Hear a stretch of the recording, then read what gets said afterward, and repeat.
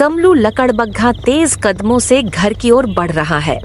उसकी सांसें फूल रही हैं, क्योंकि जंगल की हवा में आज एक अजीब सी भारीपन है। अरे, रात बहुत घनी हो गई है। आज तो घर पहुंचने में बहुत देर हो गई।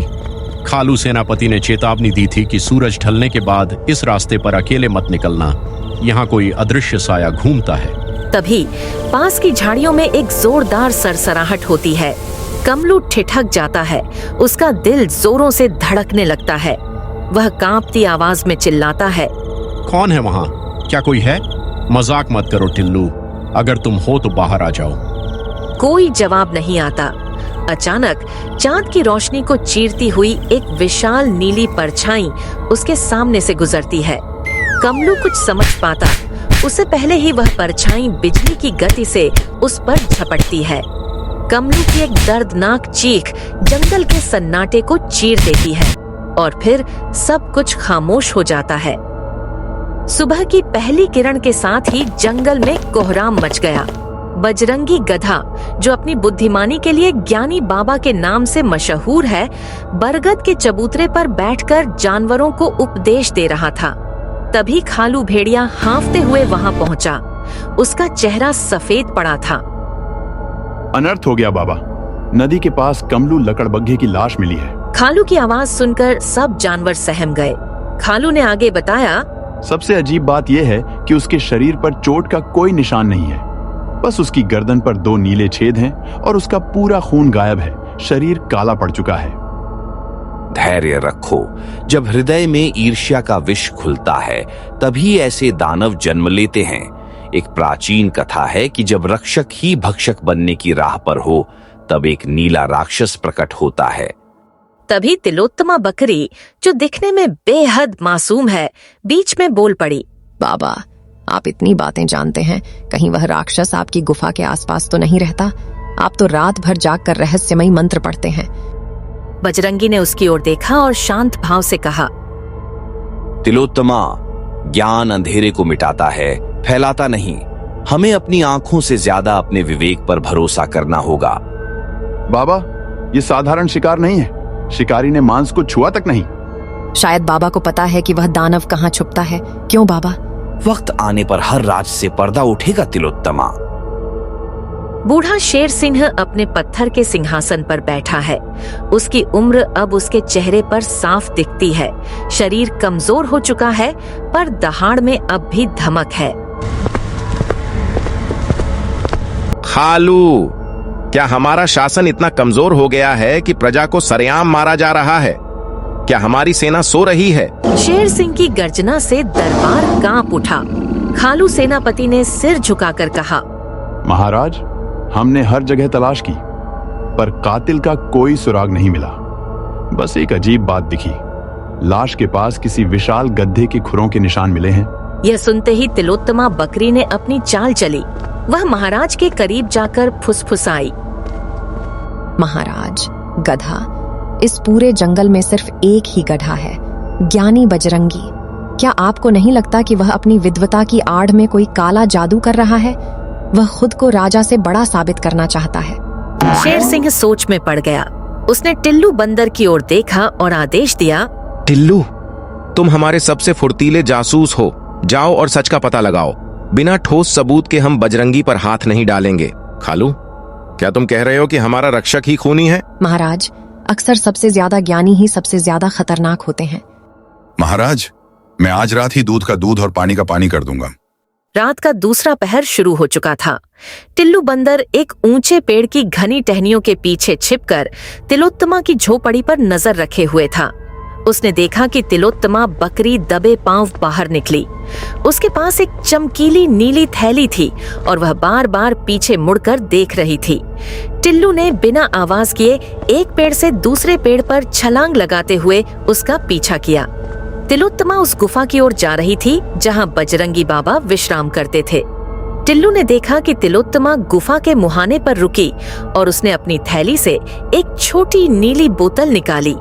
उसने बड़ी चालाकी से बजरंगी के पीने के पानी के मटके में उस बोतल का सारा तरल पदार्थ मिला दिया। टिल्लू का दिमाग चकरा गया।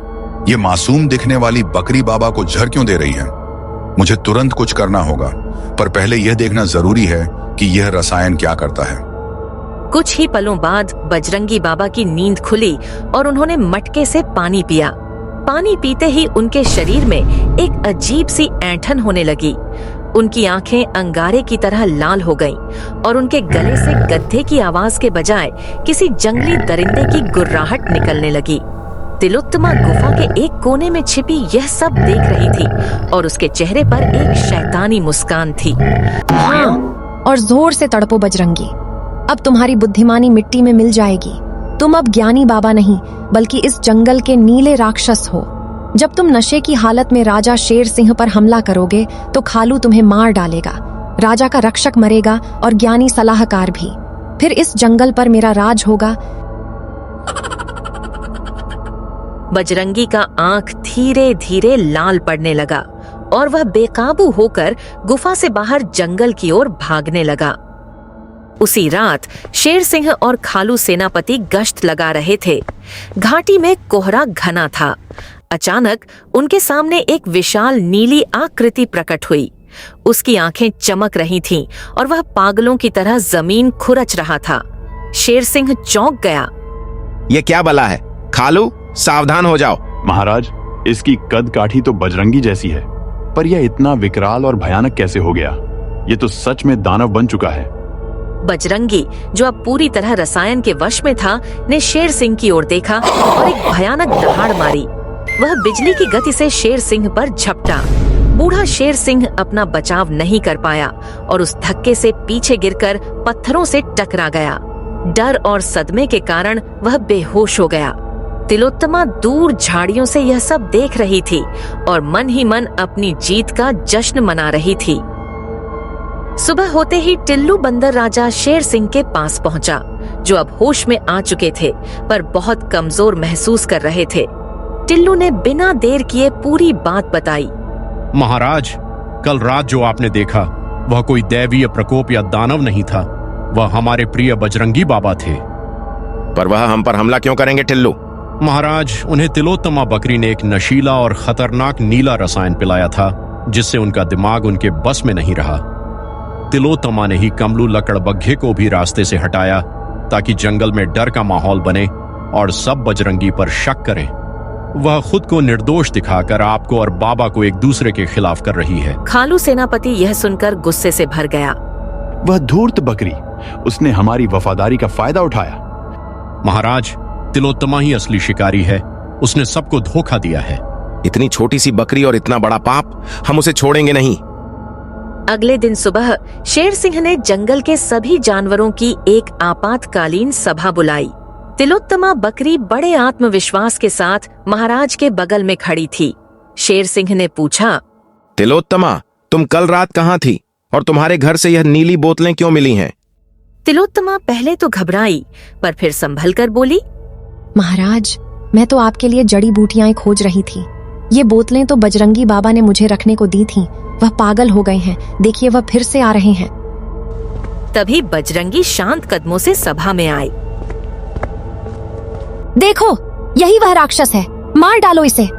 महाराज, तिलोत्तमा झूठ बोल रही है।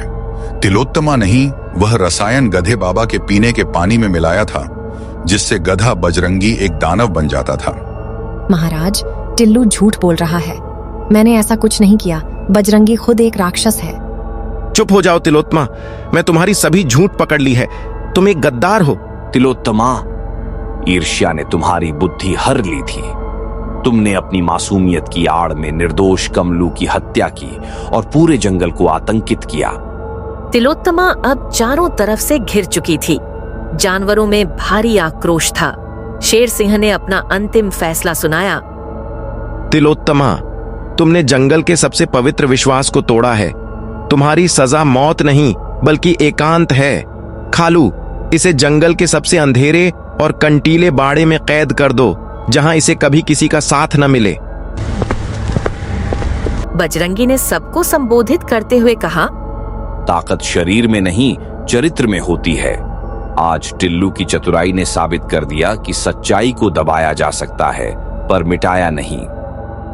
सब जानवरों ने बजरंगी और टिल्लू की जय जयकार की और जंगल में एक बार फिर शांति और प्रेम का साम्राज्य स्थापित हुआ।